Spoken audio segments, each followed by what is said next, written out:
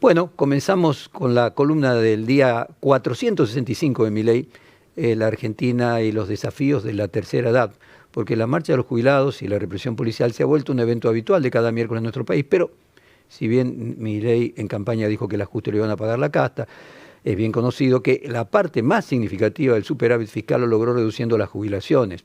Y como el problema trasciende a este gobierno, que vale la pena decir que lo empeoró el problema, pero que ya venía de antes y además trasciende a la Argentina porque es un problema mundial, vamos a dedicar esta columna completa a aportar datos concretos que permitan comprender el problema en contexto, con números de las jubilaciones, el costo de las jubilaciones sobre los presupuestos y el gasto público en distintos países del mundo y en la propia Argentina a lo largo de los años. Pero vamos primero a comenzar con una canción, como siempre, en este caso una canción de Joan Manuel Serrat que lleva como título Llegar a Viejo. Si se llevasen el miedo y nos dejasen lo bailado para enfrentar el presente, si se llegase entrenado y con ánimo suficiente, y después de darlo todo en justa correspondencia, todo estuviese pagado y el carné de jubilado abriese todas las puertas.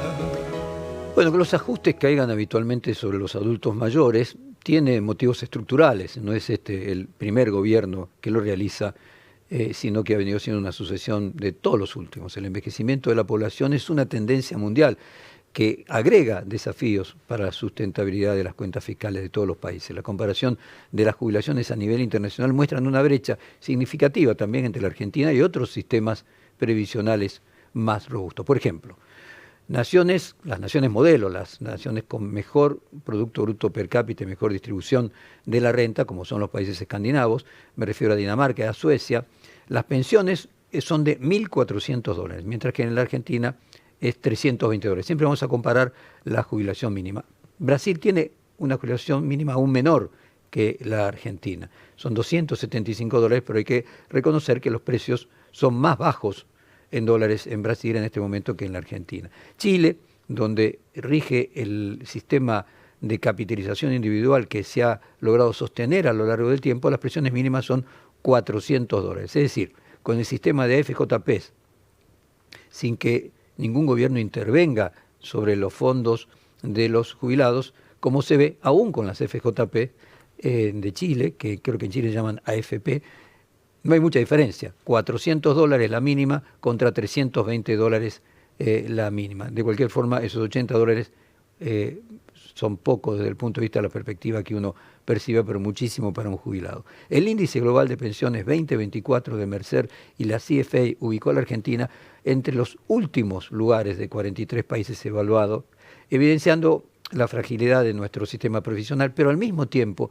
hay que reconocer las ventajas que tiene nuestro sistema de jubilación, porque tiene la cobertura del 90% de las personas, de los adultos mayores, tienen una cobertura, o sea, las personas más de 70 años, aunque sean las jubilaciones más bajas, o sea, tenemos la mayoría de la población de adulto mayor cubierta con jubilaciones, pensiones o algún sistema previsional, y la contracara, probablemente una cosa tenga que ver con la otra, son más bajas. Ahora, para comprender este tema en su contexto, así como en los años 90, por ejemplo, pasamos a hacer el colegio secundario obligatorio, sin poder duplicar la cantidad de las escuelas que antes atendían solamente al colegio primario, lo que fue muy bueno, pero obviamente eso implica, como decía siempre Pascal, la presión es inversamente proporcional al espacio. En la medida que se amplía, se reduce individualmente la posibilidad para cada uno. Entre el año 2001 y hoy se duplicó la cantidad de jubilados, cuando la cantidad de trabajadores que aportan al sistema sigue siendo prácticamente lo mismo. O sea, ustedes fíjense que la crisis del 2001, en la que hubo el mayor rompimiento de los activos y de los contratos, a hoy la cantidad de trabajadores en blanco, o sea, que pagan jubilación es la misma y los jubilados son el doble. Hay menos de la mitad de personas que aportan trabajo en blanco contra los necesarios. Por ejemplo, voy a hacer una cuenta muy simple para que se pueda entender, y como toda simplificación tiene errores. Si no hubiera ningún dinero acumulado en el pasado, no hubiera ninguna caja de seguridad, se comienza de cero, harían falta 3 jubilados para que el nivel de remuneración, 3 personas, 3 trabajadores aportando jubilación, para que un jubilado cobre el 60% del sueldo promedio de esos trabajadores, o el 80%, para que sea el 80% tendrían que ser 4. Esto se explica más o menos así. Cada persona que trabaja en relación de dependencia se le descuenta, o sea, aporta 11% de su sueldo a la caja de jubilación.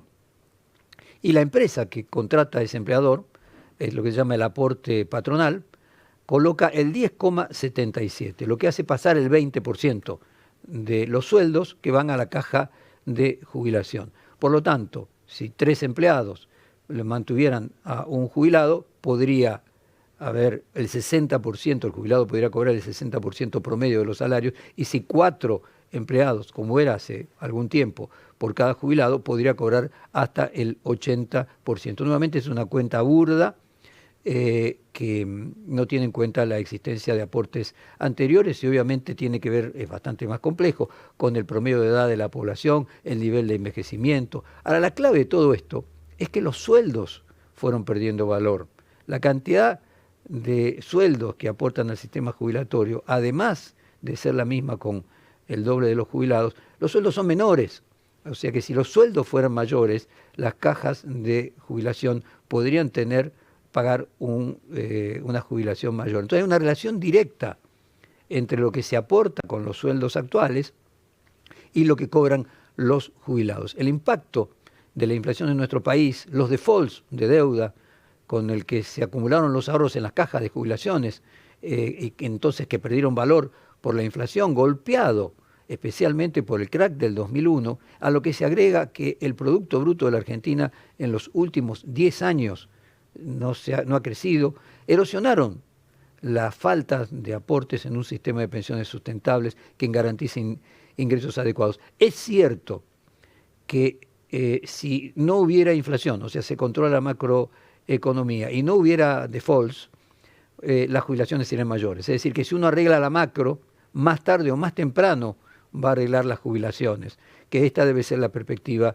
de Javier Milei. El punto es que mientras tanto esto sucede, los jubilados no tienen el tiempo para que la macro aumente los salarios y dentro de 5 años, si todo esto tuviera éxito, empiecen a recuperarse las jubilaciones. Mientras que en Europa los sistemas de pensiones, como no pasaron estas crisis, se financian a través de contribuciones más sólidas y planes complementarios. En la Argentina, como decíamos, las crisis estructurales han hecho que la cantidad de dinero que cobren los jubilados sea cada vez menor, igual que los empleados en actividad. O sea, es un fenómeno que golpea a los dos. Obviamente, en el caso de los jubilados, como decíamos antes, no tienen tiempo de espera. Y esto genera una mayor dependencia de subsidios estatales, lo que ha hecho aumentar el porcentaje de lo que tiene que aportar el Estado, o sea que va más allá de lo que aportan los empleados y cobran los jubilados, aumentando el déficit fiscal y generando un problema de sustentabilidad de la macroeconomía. Es decir,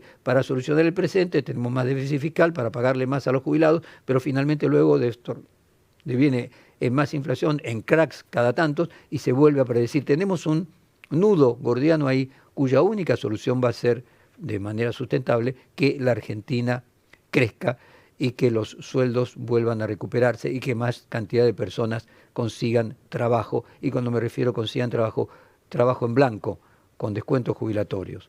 Antes de avanzar con más números y comparaciones de la Argentina con el pasado, nuestra propia Argentina y otros países, que resulta muy interesante para poner el tema en contexto y no hacer, digamos, ninguna idea simplificada, vamos a ponernos en contexto con los protagonistas recientes. Primero, la declaración del actual presidente en campaña cuando decía que no iba a usar lo que él llama la motosierra contra los jubilados, como sí lo había hecho Patricia Bullrich. Escuchémoslo. Acaba de decir el director que te regala la motosierra. ¿En serio me la regalan? Sí. Buenísimo. Me encanta. Si ten cuidado cómo la usás, nada más. no la voy a usar contra los jubilados. Eso lo hizo Bullrich cuando estuvo en el gobierno de la Alianza, que le bajó el 13%. Bueno, ahí él competía claramente con dejar a Patricia Bullrich en el tercer lugar, cosa que logró para pasar él al balotaje. Ahora veamos cómo Patricia Bullrich en el año 2001 justificaba la necesidad de reducir las jubilaciones. Cuando un dirigente está en el gobierno tiene que tomar decisiones fuertes, decía Patricia Bullrich en el 2001, en aquel momento ministro de Trabajo. ¿Es necesario recortarle a los jubilados? Pues es una medida súper extrema. Es terrible, pero sí, muy dura, pero un dirigente cuando está en el gobierno y tiene que tomar decisiones fuertes porque sabe las consecuencias que puede tener no tomarlas, las tiene que tomar. Como vemos, los reclamos de los adultos mayores tienen una historia de larga data en nuestro país, en el mundo, y ahora bajo un nuevo contexto.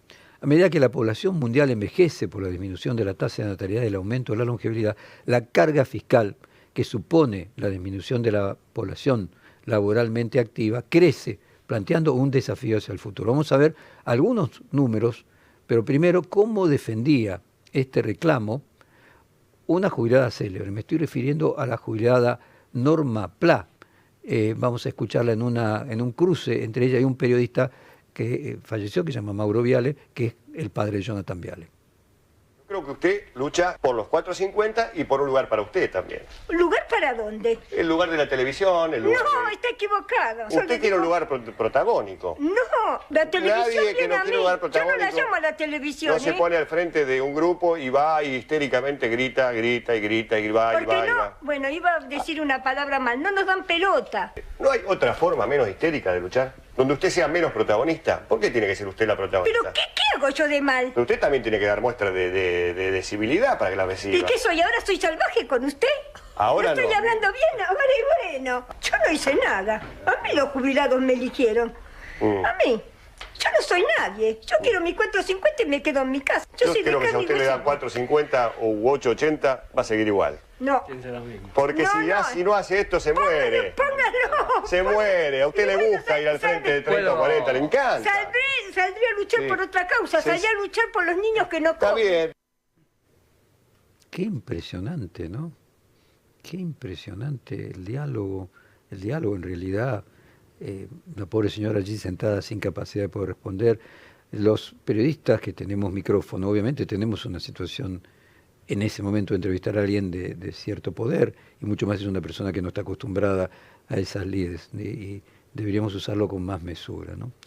En la novela Diario de la Guerra del Cerdo, Adolfo Bioy Casares narra la historia de una guerra entre jóvenes y ancianos que ocurre en la Argentina, en Buenos Aires precisamente, de 1969. Es importante marcar aquí, antes de pasar a esto, Buenos Aires es la ciudad con la mayor cantidad de jubilados o de personas de más de 65 años de toda la Argentina.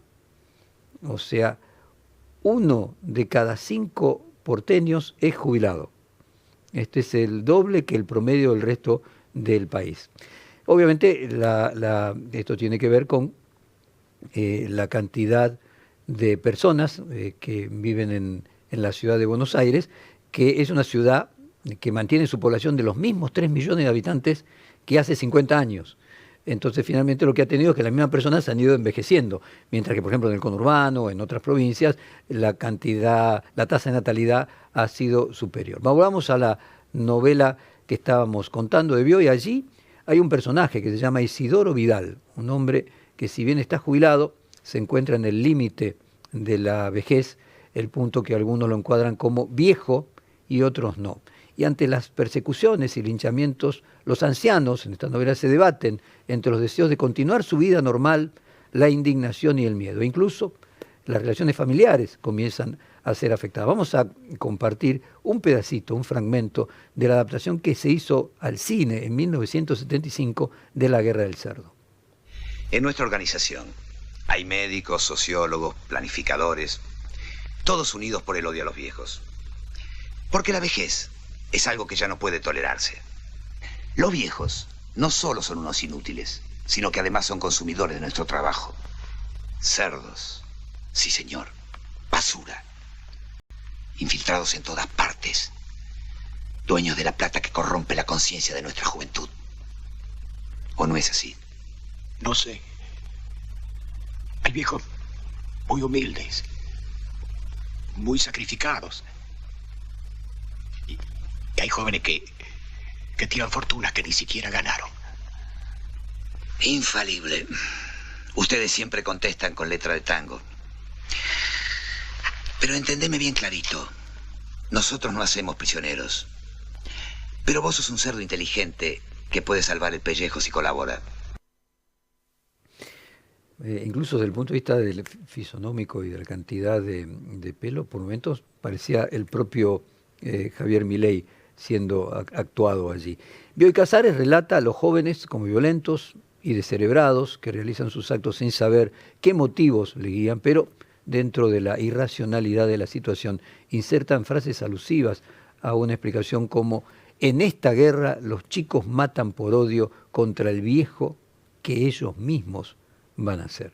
Como metáfora de esta rivalidad etaria podemos ver en nuestra sociedad Javier Milei fue apoyado en un primer momento por los más jóvenes que con su uso de las redes sociales instalaron también su dinámica y lenguaje a veces directo, cargado de insultos o apelativos hirientes. Patricia Bullrich le recriminó en la campaña a Milei el uso del término viejos meados para referirse a los adultos mayores. Vamos a este momento durante el debate donde ella le contesta. Primero habíamos dicho que Javier Milei le acusaba de haber bajado las jubilaciones, o sea, los ingresos de los jubilados a final de los años 90. Ahora ella le responde: a la longevidad le decís viejos meados. Católicos al que piensa distinto que vos. Insultás a católicos y judíos. A la longevidad que acabás de hablar le decís viejos meados.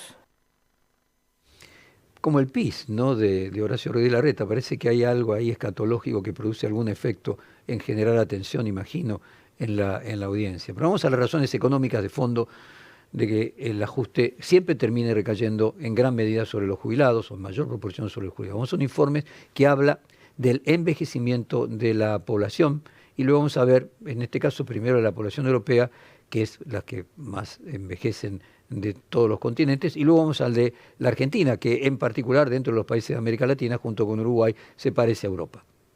La población europea está envejeciendo a pasos agigantados.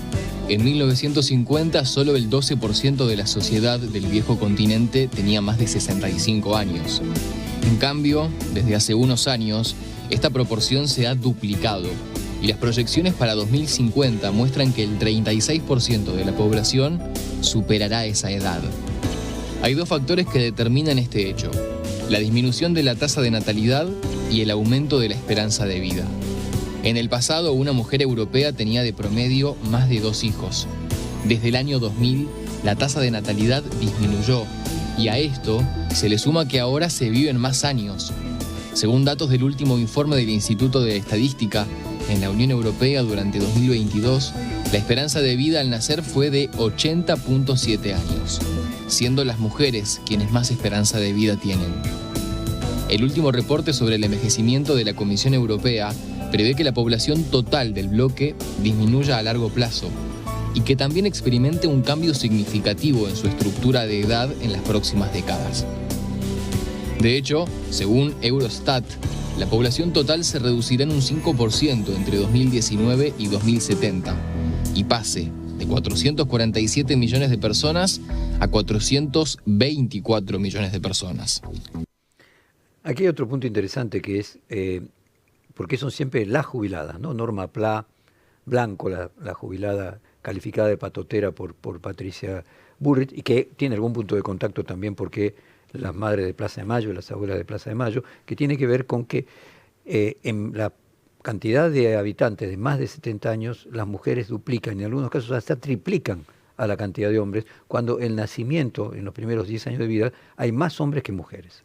En 1914, ahora vamos a nuestra Argentina comparándolo con Europa. En 1914, la mitad de la población del país tenía menos de 20 años, y la de más de 65 años representaba solo el 2%.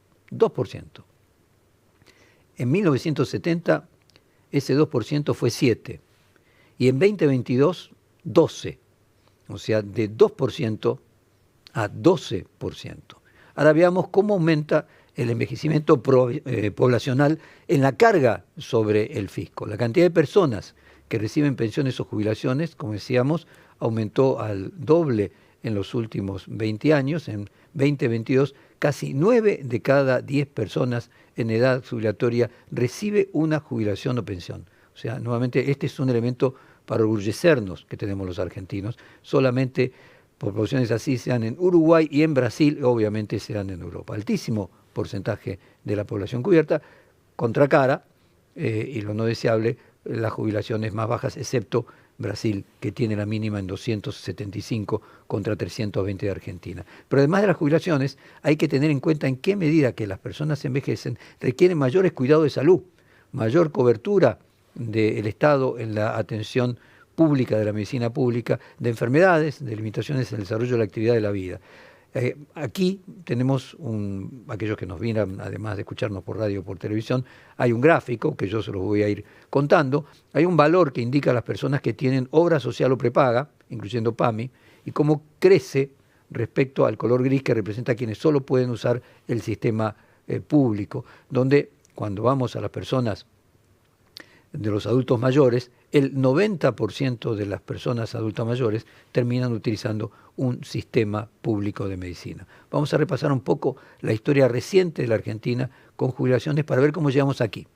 En 1994, el gobierno de Carlos Menem implementó un sistema previsional de capitalización individual, algo parecido a lo que hablamos antes de Chile. Este cambio permitió que los trabajadores derivaran sus aportes a administradoras de fondos de jubilaciones y pensiones, por eso el acrónimo AFJP. Las AFJP recibieron enormes sumas de dinero que la destinaron, desgraciadamente, y aquí estuvo el problema, 1/3 a comisiones. Si bien en Chile hay quejas de que los fondos de pensión cobran caras comisiones, aquí terminó siendo algo disparatado, 1/3 del total. Gastos administrativos y comerciales, obteniendo las AFJP ganancias millonarias a costa de los aportantes. Además, los fondos de inversión invertían en activos financieros de alto riesgo, porque vivimos en un país de alto riesgo, como los bonos de Estado argentino, o como si fueran acciones de las empresas argentinas. Por lo tanto, cuando hay un crack, en otros países no lo hay, esos fondos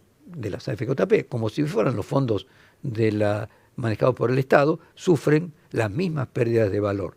En el caso de la Argentina, incluso cuando eran AFJP, en un momento se las obligó a prestar, a comprar bonos de la deuda argentina, o sea, a prestarle al gobierno, en cuyo caso el 75% del dinero que tenían estaba invertido en el Estado. O sea, finalmente, si son privadas, AFJ privadas, pero el Estado obliga a que inviertan en el Estado, estamos en lo mismo. Y si además de eso cobran 1/3 en administrarla, no tiene ningún sentido. Esto no quiere decir que el sistema en sí mismo no sea útil, sino en la forma en que se aplicó el sistema está el problema. Con el default de la deuda del 2001, gran parte de estos fondos corrieron la misma suerte que todos los activos argentinos, perjudicando gravemente a los afiliados a las FJP, como a toda la ciudadanía, como también a los jubilados que estaban en el sistema de reparto.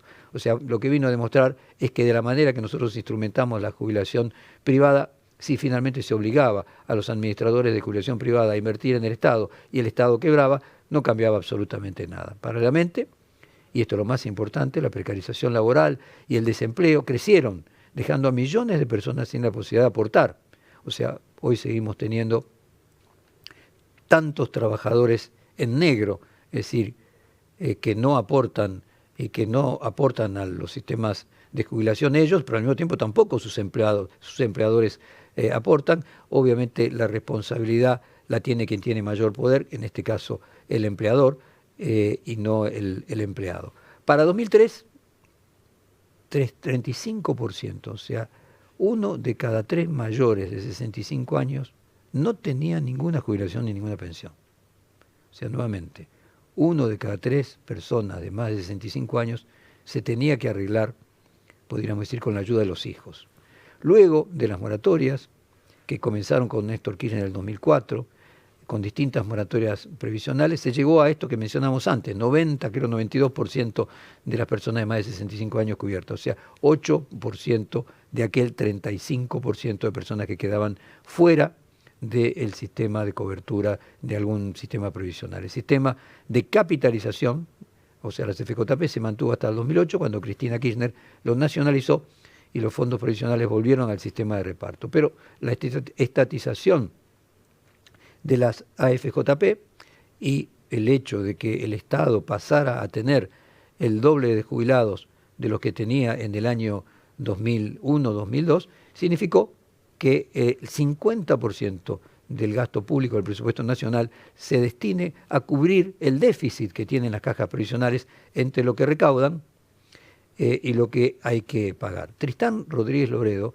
habló en Canales de cuando Milei vetó la reforma jubilatoria y lo explicó en los siguientes términos. Vamos a escucharlo a Tristán Rodríguez Loredo. Más del 50% del presupuesto nacional se destina a jubilaciones y pensiones. Que es una modificación muy parcial a un tema que es uno de los más importantes. Yo te diría que en el largo plazo es el más importante en las cuentas fiscales. El gobierno le preocupa mucho y con razón las cuentas fiscales. Es la piedra angular sobre la cual se descansa el proceso de desinflación o desaceleración de la inflación. La inflación sigue vigente, sigue estando.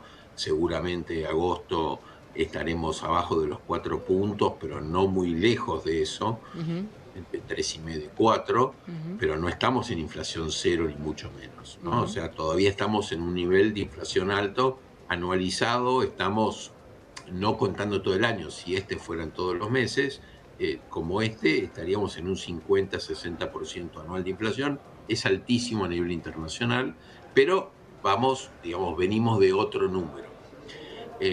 Más del 50% del presupuesto nacional se destina a jubilaciones y pensiones y en su momento 70% del presupuesto nacional se destinaba a todo tipo de ayuda social, a los que había que agregarles otro tipo de subsidios a las personas que tenían carencias por parte del Estado. El porcentaje del Producto Bruto Interno que los países destinan a las jubilaciones varía considerablemente según factores demográficos, económicos, lo que veníamos explicando.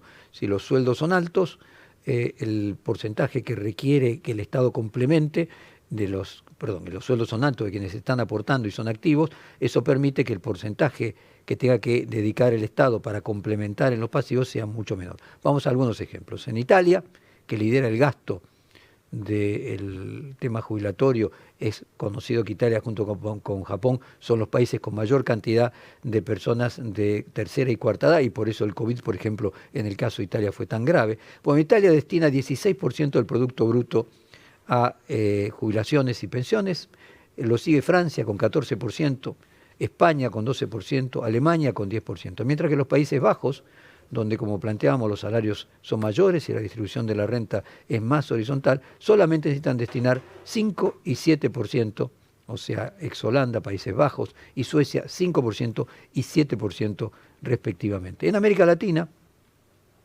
se destina alrededor del 12%, Argentina el 10%, Estados Unidos el 7%, México apenas el 3%. En Asia, Japón, otro país nuevamente con un alto porcentaje de personas de tercera y cuarta edad, Japón gasta 10% de su Producto Bruto en jubilaciones, China, que comenzó con un sistema hace poco, 4%, e India menos de 1%. En este caso hay que explicar que en el caso de China solo tiene jubilaciones la población urbana, o sea, aquellos 500 millones de chinos que hoy integran la, podríamos decir, actividad productiva verdadera, mientras que los que están en el interior, que recordemos que en China para mudarse del interior a una ciudad hay que tener un pasaporte interior, no le permite a cualquiera mudarse del interior a la ciudad, solamente permiten esas mudanzas en la medida que van creando empleo en las ciudades, entonces solamente 4%, es probable que China, el día que tenga toda población urbanizada, ese 4% termine duplicándose. Y en la India, menos de 1%, y hay que decir, la India tiene más habitantes incluso que China, 1.300 y muy pocos con cobertura jubilatoria. Los casos más extremos y más tristes son los de África, que tiene los valores más bajos, Sudáfrica el 3% y Nigeria solo el 1% del Producto Bruto está destinado a jubilaciones. O sea, obviamente uno ve ahí una relación dual entre los países pobres, por un lado, que no pueden destinar nada, y los países ricos, que terminan necesitando destinar menos, porque los salarios son lo suficientemente altos y tienen la suficiente cantidad de empleados en actividad sobre pasivos que les permite que el Estado necesite aportar menos a las cajas de jubilaciones que son autosustentables. En el caso de Argentina, la falta de aportantes suficientes, el estancamiento, como decíamos, los salarios, especialmente en los últimos 10 años, han convertido el financiamiento del sistema jubilatorio en un desafío estructural. La pérdida de valor de los salarios actuales, que ha disminuido a las cajas, es otro de los factores que se agrava de manera continua. Sin embargo, la solución no puede reducirse únicamente a la reducción de beneficios, sino que requiere una reforma integral que garantice la sustentabilidad sin comprometer la dignidad de aquellos que han trabajado toda su vida. Un tema importante, para poner en contexto, es cómo se arreglaban las personas o cómo se arreglan en los distintos países donde no hay cobertura de jubilaciones, por ejemplo, como en la Argentina del 90%. Bueno, se arreglaba con la ayuda familiar. La ayuda familiar es la ayuda de los hijos. Y aquí venimos al gran problema de que la tendencia es que cada vez haya menos hijos, lo que esto va a generar que va a ser imposible en el 2050 o 2070 que las personas de tercera edad sean ayudadas por los hijos porque no tienen hijos, que también es otro problema estructural a futuro. Como se ve, es un problema muy, muy complejo, y la referencia al diario de la Guerra del Cerdo de Bioy Casares pone en evidencia esta tensión intergeneracional que, si bien en la novela se manifiesta en términos de violencia, en realidad se traduce en decisiones económicas que marginan a los adultos mayores. En muchos de los países donde no hay sistema de jubilación y no hay cobertura para la tercera y cuarta edad, lo que sucede es que la longevidad es menor, obviamente, y la cantidad de años de vida infinitamente menor. Es necesario buscar un modo sustentable de mantener un sistema previsional. Ahora, lo primero que hay que hacer para ello es tratar de comprender realmente cuál es el problema. La implementación en Chile, que siempre se coloca como ejemplo de las AFP, en el caso de Chile le sacaron la J, que se hizo en 1981 e introdujo un sistema de capitalización individual, tiene aspectos positivos como la propiedad individual de los fondos, alto rendimiento en la mayoría de los casos, tuvo 8% promedio de rendimiento por año y menor presión fiscal para el Estado. Sin embargo, generó críticas por las bajas pensiones, especialmente para las mujeres y trabajadores informales, además de las altas comisiones que mencionábamos antes, nunca tan altas como el tercio que fueron las AFJP en la Argentina, y la vulnerabilidad ante crisis económicas, que en el caso de Chile han sido bastante menores que en la Argentina. A pesar de su eficiencia financiera, esa falta de equidad y la dependencia de un pilar solidario que le dé legitimidad, no solamente legalidad, lo puso en discusión en todas las marchas que hubo en Chile hace 4 o 5 años que derivaron con la presidencia de Boric. De hecho, el presidente Piñera tuvo que destinar durante la pandemia la posibilidad de que las AFP distribuyeran, creo que 10% total del fondo acumulado, como si fuera una forma de adelantamiento de las jubilaciones o devolución de los sueldos aportados. Otro ejemplo a tener en cuenta es China, como decíamos, estatal, combina elementos públicos y privados, pero en el caso de China lo que hay que plantearse con claridad es, primero, la edad joven de su población, que está en proceso de envejecimiento, y luego que la jubilación en la ruralidad, donde vive más de la mitad del país, no existe. Quizás la clave pase también por llevar adelante un programa de desarrollo que aumente la productividad de la economía de la Argentina, al tiempo que tienda a normalizarse el trabajo registrado para generar suficiente recaudación y lograr así garantizar un digno pasar a los adultos de la tercera y cuarta edad, sin que esto signifique un costo excesivo para la sociedad, es decir, para el Estado, trasladado a través de déficit público. La historia demostró que cada crisis económica tiende a trasladar el ajuste a los jubilados, como ocurrió en el 2001 y como se vino repitiendo en cada uno de los gobiernos posteriores. Las manifestaciones de los jubilados son un recordatorio de que más allá de los números hay vidas en juego. Nos vamos entonces con la misma canción de Joan Manuel Serrat, con la que abrimos deseando de que hoy la marcha de los jubilados siga en paz. Se llevasen el miedo y nos dejasen lo bailado para enfrentar el presente. Si se llegase entrenado y con ánimo suficiente, y después de darlo todo, en justa correspondencia todo estuviese pagado y el carné de jubilado abriese todas las puertas